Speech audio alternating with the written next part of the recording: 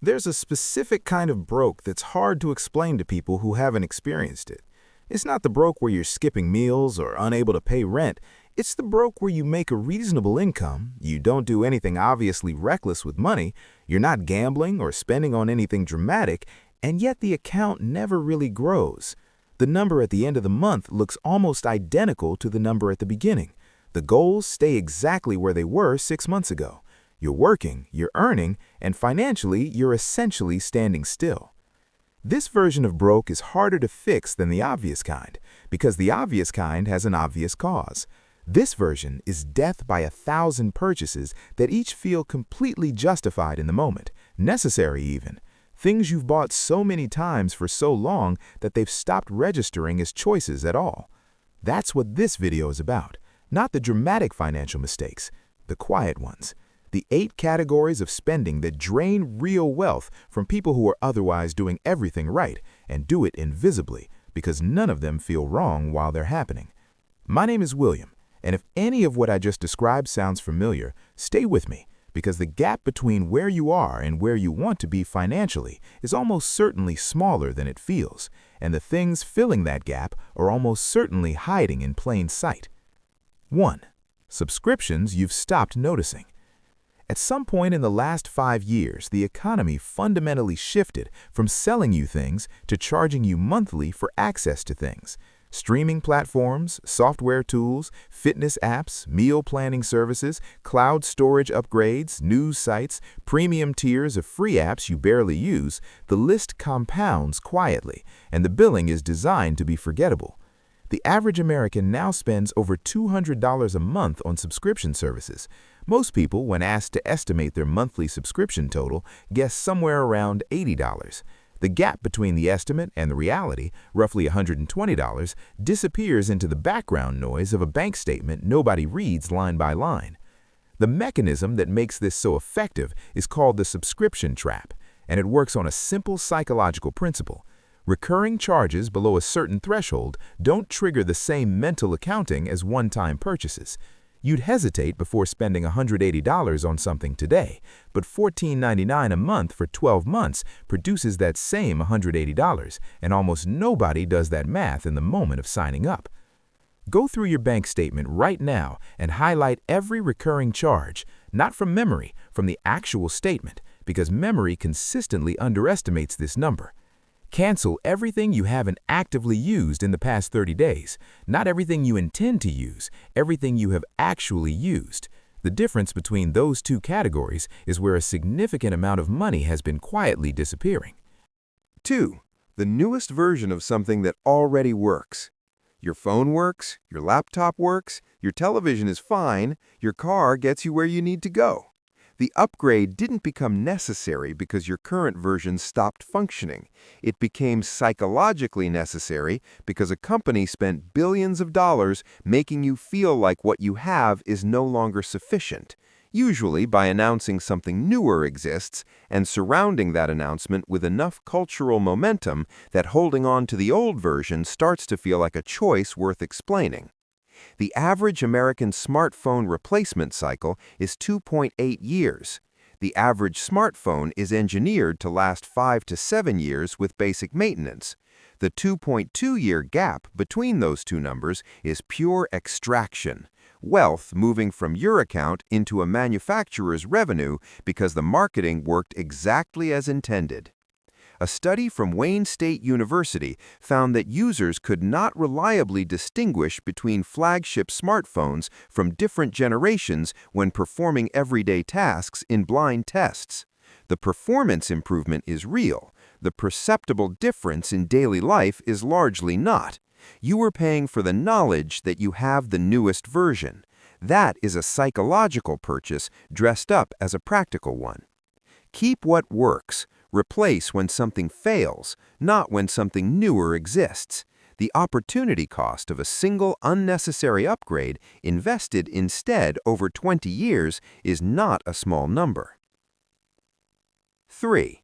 Convenience fees you've normalized. Delivery fees, service charges, convenience premiums. The $3.99 added a checkout for same-day shipping on something that wasn't urgent, the $6 platform fee on a $22 ticket, the ATM surcharge at the machine 2 blocks closer than the free one, the airport coffee at $9 because you didn't bring anything from outside security. Each of these transactions is individually small enough to dismiss. Collectively, they represent a spending category that most people have never actually quantified because it doesn't exist as a line item anywhere. It hides inside every other transaction as a premium paid for marginal convenience. The financial problem isn't any individual convenience fee.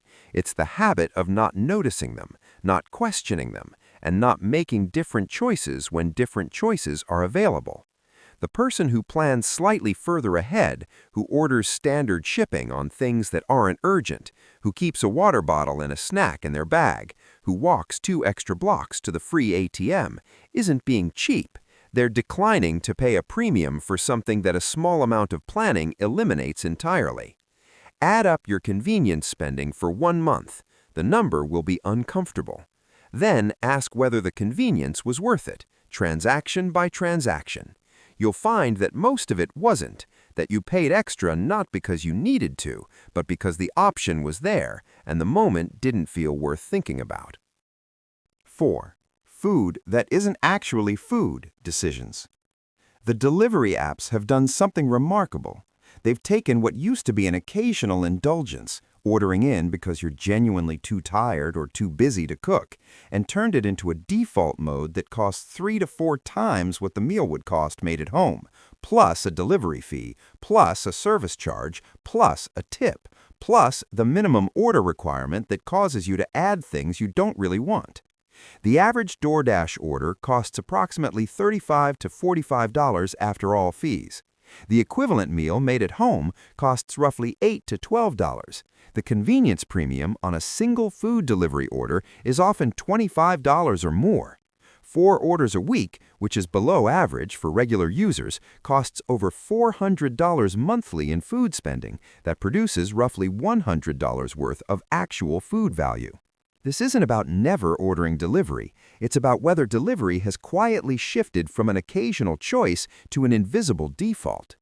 When you haven't consciously decided to order delivery, but you find yourself doing it anyway because it's frictionless and the alternative requires effort you don't feel like expending, that's the habit running on autopilot, not a decision you're actually making. The same logic applies to daily coffee purchases, routine vending machine spending, and grabbing food at the gas station because you didn't plan ahead. None of these feel significant in the moment.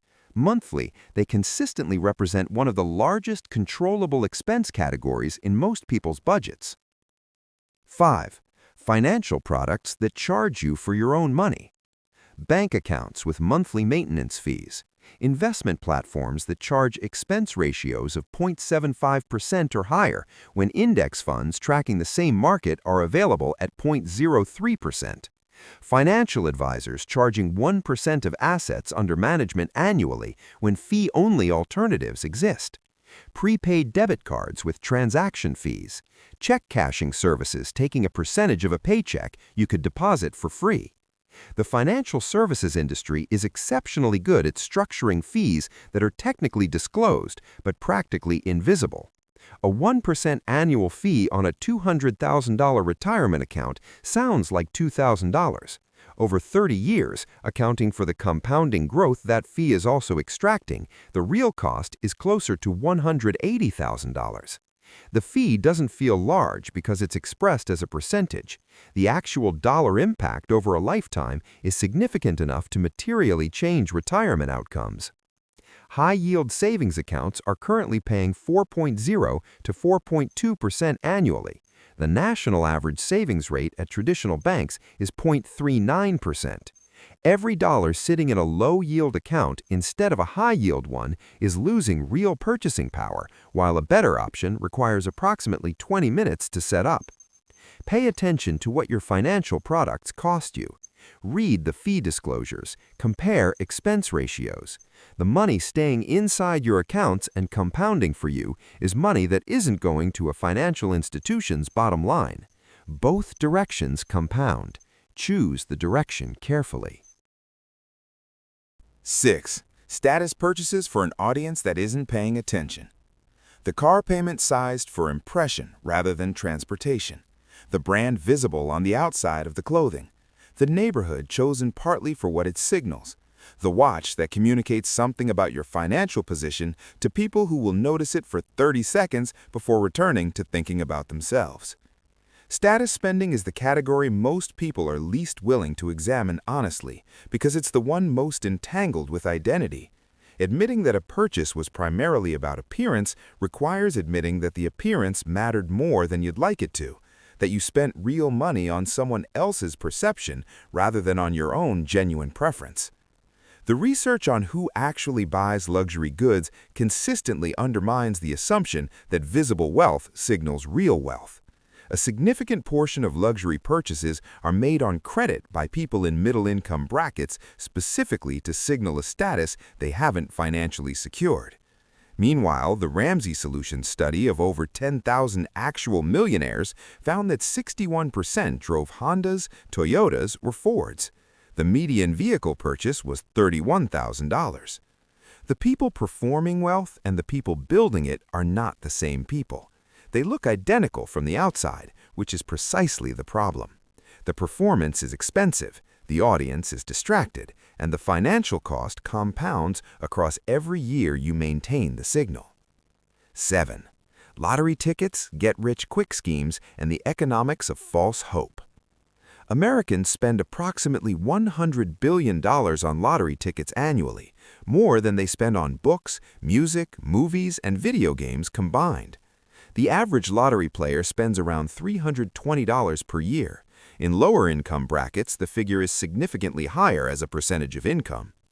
The expected return on a lottery ticket is approximately 50 cents per dollar spent. That is not a bad investment in the sense of being risky. It is a bad investment in the mathematical sense of being guaranteed to lose half its value on average with every purchase. The same logic applies to the broader ecosystem of financial fantasy products.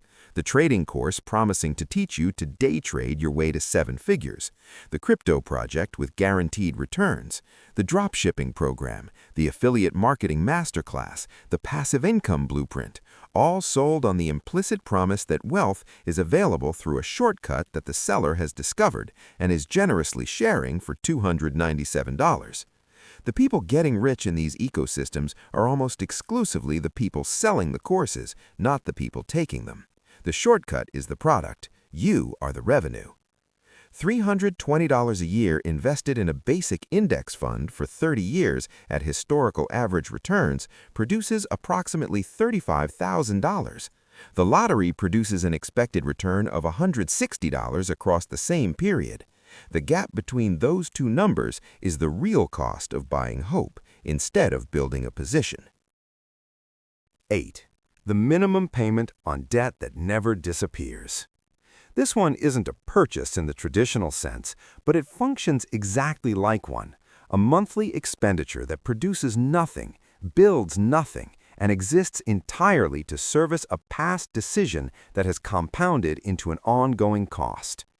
The minimum payment on a credit card balance is engineered to keep you paying for as long as possible while technically satisfying the obligation. On a $5,000 balance at 21% interest, making only minimum payments extends the payoff timeline to over 15 years and costs more than $4,000 in interest, nearly doubling the original balance in total payments made. Most people carrying credit card debt know the interest rate is high. They don't viscerally feel what that rate does over time because the damage is slow and distributed across small monthly increments that never feel catastrophic. It's not a crisis. It's a steady, quiet drain that competes directly with every financial goal you're trying to pursue simultaneously. Paying off a credit card charging 21% is mathematically identical to earning a guaranteed 21% return, tax-free with zero risk. That return is not available anywhere in any market at any risk level. Every dollar that goes toward eliminating that balance instead of servicing it indefinitely is one of the highest return financial moves available to anyone carrying consumer debt. The minimum payment keeps you in the system. Aggressive payoff gets you out of it. The difference in total cost between those two strategies on a modest balance is thousands of dollars and years of financial drag. Here's what connects all 8. None of them feel like wealth destruction while they're happening. The subscription renews without drama. The upgrade felt earned. The delivery arrived and it was fine. The minimum payment cleared. The lottery ticket was $1. Each transaction is individually defensible. Collectively, across months and years, they represent the precise mechanism by which people who earn enough to build wealth end up not building it. The math on getting wealthy is not complicated. Earn more than you spend. Direct the difference toward assets that compound. Do it for long enough. That's the whole framework. What makes it hard isn't the math. It's the 100 small decisions every month that erode the difference before it ever has a chance to compound into anything. You don't need a higher income to change your financial trajectory. You need to stop redirecting the income you already have toward things that are quietly, persistently, unremarkably draining it. The 8 things in this video are where a significant portion of that drain is happening. Now you can see them. The only question is what you do next. If this video changed how you're looking at even one spending category, subscribe. Every week we publish a new video on the financial decisions that actually move the needle, built on real data without the oversimplification. Drop the one item from this list that hit closest to home in the comments. The answers down there are usually worth reading.